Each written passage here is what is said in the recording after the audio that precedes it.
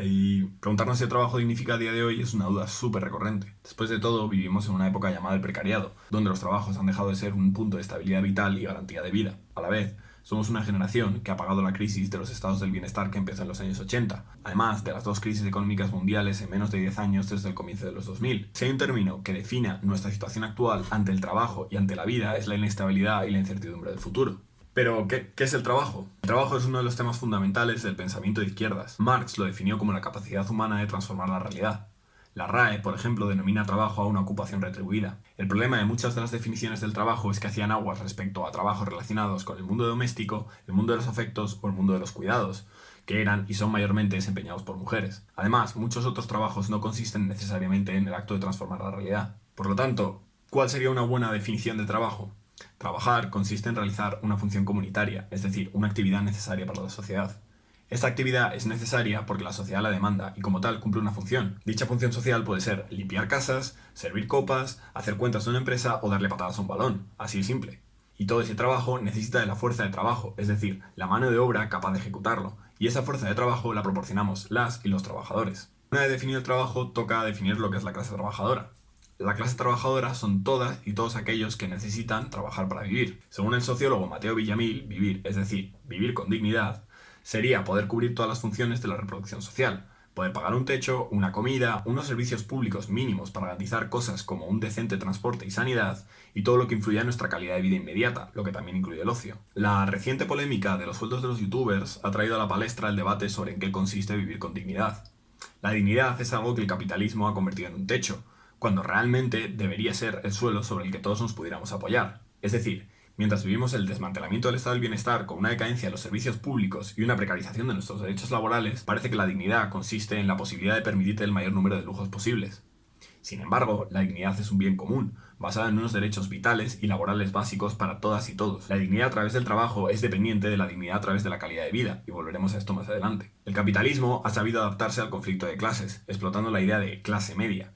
A principios del siglo XX, la realidad material era menos diversa que ahora, es decir, la brecha entre clases trabajadoras y clases dominantes era mucho más acentuada tanto estética como materialmente. El siglo XX popularizó a la clase media, que no es una clase material, como lo son la clase obrera y los ricos, sino una clase cultural. Es decir, aunque las personas que la formarían a priori dispongan de una realidad material más holgada de lo que consideraríamos tradicionalmente clase trabajadora, siguen dependiendo de su trabajo para vivir y mantener la calidad de vida. Y aunque pueda parecer más ostentosa, dicha realidad material y calidad de vida también está a años luz de la clase dominante.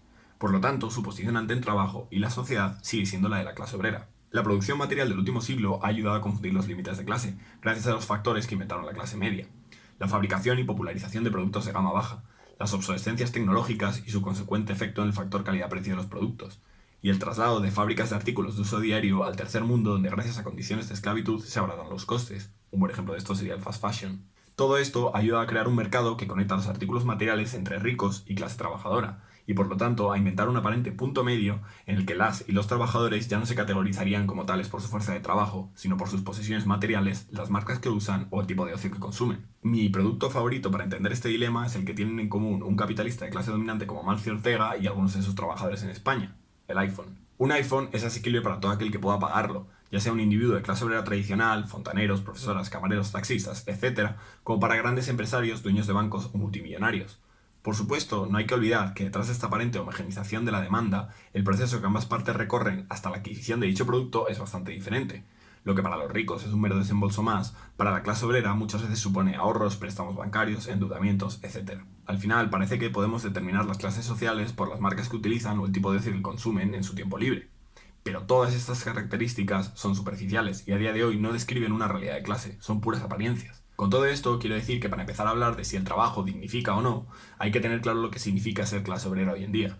Porque a pesar de que vivimos en un mundo mucho más complejo que el del final del siglo XIX y los principios del siglo XX, cuando se produjeron la mayoría de las luchas obreras en Europa, los factores a efectos prácticos siguen siendo los mismos. Al final, parece que clase obrera solamente es una especie de ser mitológico que lleva mono azul y trabaja 20 horas al día en una mina de carbón para dar de comer a sus 11 hijos. Pero la realidad es que este tipo de trabajador no es representativo de toda la clase obrera, ya que esta es mucho más amplia y diversa. Que se reserve la etiqueta de clase obrera solamente para estos casos refleja lo que nos cuesta empoderarnos a las y los trabajadores de nuestra realidad de clase. De hecho, si en algo fallamos la clase obrera es de haber interiorizado esa moral cristiana del pecado, aplicado a nuestra condición de clase. Como si caer en las contradicciones prácticamente obligatorias del sistema capitalista te quitase puntos del carnet de clase trabajadora.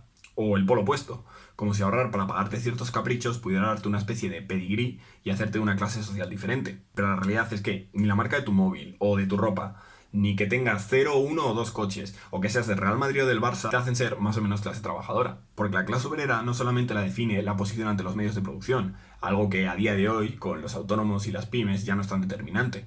Sobre todo, tiene que ver con la obligación de alquilar tu cuerpo para trabajar por un precio durante prácticamente 3/4 partes de tu vida para poder pagar tus gastos y necesidades. La consecuencia de que vivamos una cada vez mayor destrucción de los servicios públicos y se mercantilicen las necesidades básicas es la de que el salario cobre cada vez una mayor importancia.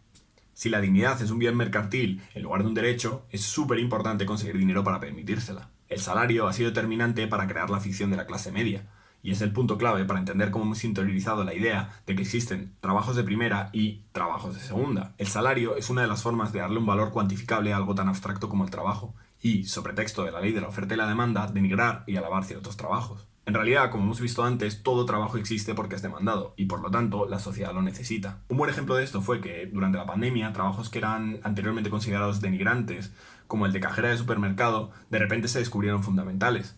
Es que ningún trabajo es más importante que otro, porque todos son necesarios, pero el libre mercado los clasifica a través del salario. Nadie pone en duda el valioso trabajo de un médico, pero el título de médico no te enseña a escribir guiones, a arreglar baterías de coche, a dar clases a niños de primaria o a trabajar en un obrador de panadería. Que los roles sean diferentes entre un oficinista, un actor, una empleada doméstica o un barbero no infravalora su utilidad en la sociedad. Y, aunque la inflación excesiva de los trabajos cualificados que se lleva dando durante los últimos 50 años los haya puesto en un pedestal gracias al salario, al negocio de los títulos académicos y a la mitificación del personaje del ejecutivo o del doctor, los que los ejercen no son en absoluto más que un obrero u obrera más. Y la salvaje precarización de los empleos que vivimos a día de hoy es un vivo reflejo de esto. Esta depreciación de una cantidad importantísima de trabajos, sumada a la precariedad laboral actual, provoca que el trabajo ya no sea visto como un referente identitario. Esto lo escribe perfectamente José Félix Tezanos. Leo. Hasta hace muy pocos años los jóvenes sabían qué querían ser, sabían a lo que aspiraban. Se trataba de sociedades en las que se podía ser calderero, chapista, abogado y se podía ser esa cosa prácticamente de por vida. En el nuevo tipo de sociedades todo es mucho más fluido, impreciso e inestable. La idea de ser calderero o abogado, de alcanzar una posición social específica, está siendo sustituida por la de tener, de manera más coyuntural e inespecífica, una actividad laboral.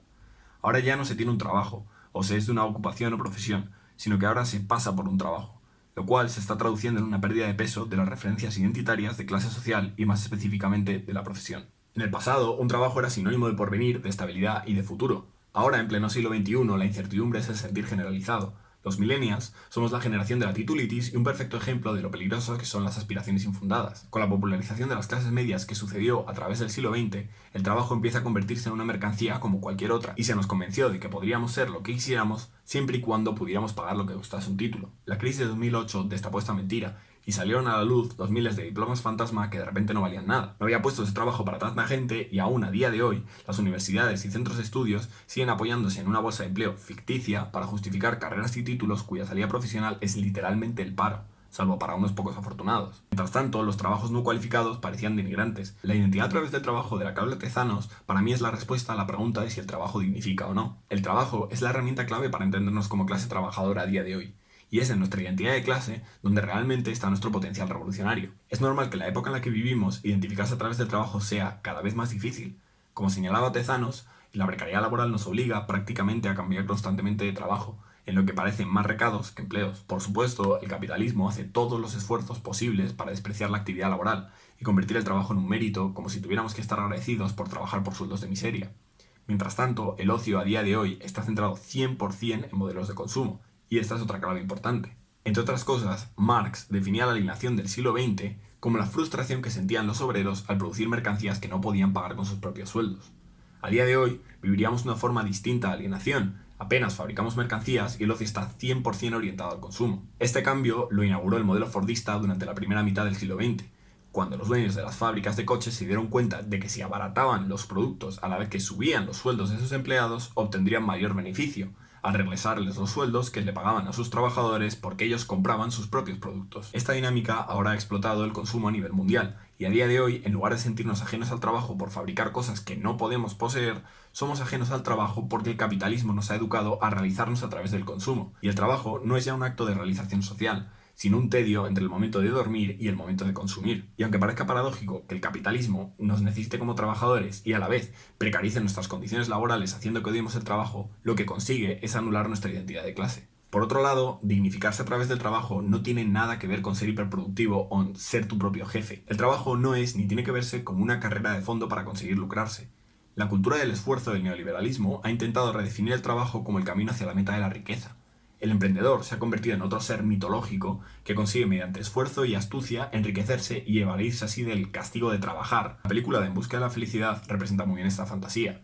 Esta cuenta la historia real de Chris Gardner, quien, procediendo de una realidad precaria, se esforzó a límites inhumanos para terminar siendo multimillonario. La cultura del esfuerzo vende esa idea de que cualquiera puede ser Chris Gardner y que llevándose al límite puede conseguir esa meta. Esta idea es absurda. En primer lugar, porque la mayoría de las riquezas cosechadas a lo largo de la historia tienen su raíz en la explotación o la esclavitud, o en herencias que proceden del mismo origen. Y aunque fuera tan sencillo enriquecerse como intentan aparentar, el mismo capitalismo no tiene cabida para enriquecernos a todos. Porque para que existan unos pocos ricos, tiene que haber una inmensa mayoría de pobres. El término uberización pone nombre a este tipo de trabajos que, envenenados con la idea de la hiperproductividad laboral y el lema de sé tu propio jefe, han normalizado situaciones de precariedad extremas. Trabajos en los que no existen derechos básicos como el del acotamiento de la jornada o la seguridad social, características típicas de empleos como los conductores de Uber, los repartidores de Globo o de Deliveroo o los mensajeros de paquetes de Amazon. El futuro del trabajo bajo el capitalismo apunta en esa dirección y solamente la resistencia y la lucha de clases lo puede tener. Dignificarse a través del trabajo significa empoderarnos de nuestra condición de clase y ser conscientes de la importancia de la fuerza de trabajo. En el capitalismo, todos y cada uno de nuestros derechos han tenido que ser peleados para conseguirse. Las luchas obreras de nuestros antepasados durante el siglo XX han sido las que, mediante herramientas como los sindicatos y las huelgas, consiguieron los derechos que a día de hoy estamos perdiendo al pulso constante contra la dictadura de los mercados. Películas como Los lunes al sol o el reciente El año del descubrimiento de Luis López Carrasco hablan muy bien de esto, y de cómo la debilitación de la clase obrera durante los 80 y los 90 provocó la pérdida de empleos y derechos que a día de hoy tenemos completamente normalizada. La izquierda solamente se puede materializar si nos unimos, porque discutiendo en nuestras casas no conseguimos nada. Nuestro patrimonio sindical es increíble y tenemos que volver a fortalecer las asociaciones y sindicatos obreros para poder enfrentarnos de verdad al capitalismo. Ningún empleo será digno hasta que no seamos conscientes de nuestro poder de clase. Desde que en 1919 en la huelga de la canadiense en Barcelona se consiguiera la jornada de 8 horas, hasta la pugna que hoy en día mantienen los riders de Deliveroo y Globo porque se les den unos derechos laborales dignos, el movimiento sindical ha jugado un papel importantísimo en nuestra capacidad de resistencia contra el capital. ¿El trabajo dignifica? Sí. Pero la dignidad a través del trabajo empieza en nuestra dignidad como trabajadores y trabajadoras y en nuestra capacidad de organizarnos para luchar por nuestros derechos y un futuro revolucionario.